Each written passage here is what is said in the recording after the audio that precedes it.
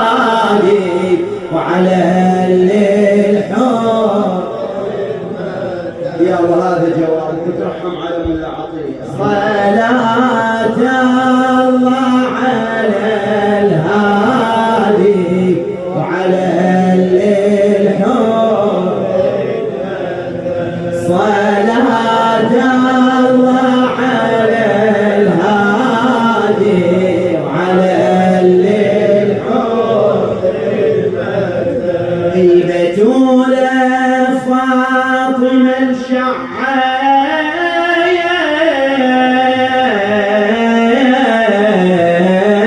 بشعة نورها الجنة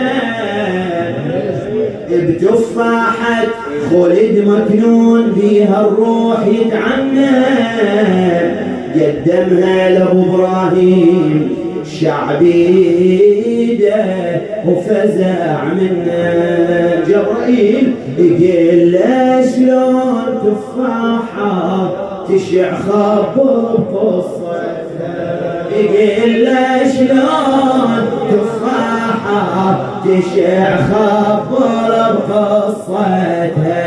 صلاة الله على الهادي وعلى الحور يقول له هاي تفاحة من الجبار مذخورة قبل ما يخلق الأكوان بيها النور من نوره نور الطاهرة الزهراء بالتقديس مشهورة. شاء الله تجي الدنيا ومن الجنة طينتها شاء الله تجي الدنيا ومن الجنة طينتها. صلاة الله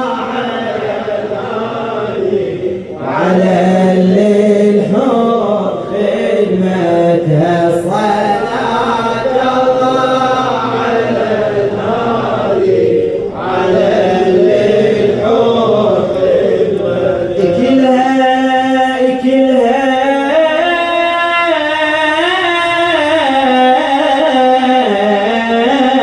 انت وخديجة ويا رب العرش هذا امرأة تتكون يا نور الله منها البضعة الزهراء وحملت وازهر المنزل ولنها بالحشا تقرا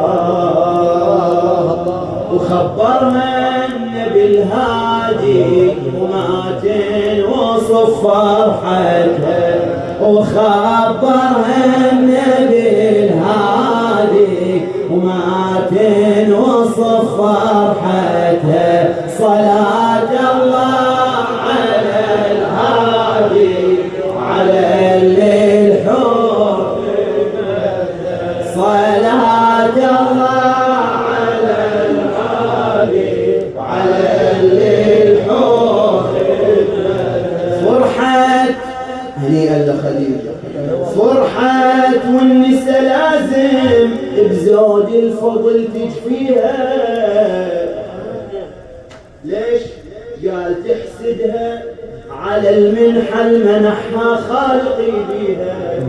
نعم ليش قاطعوها؟ يقول فرحت والنساء لازم بزود الفضل تجفيها.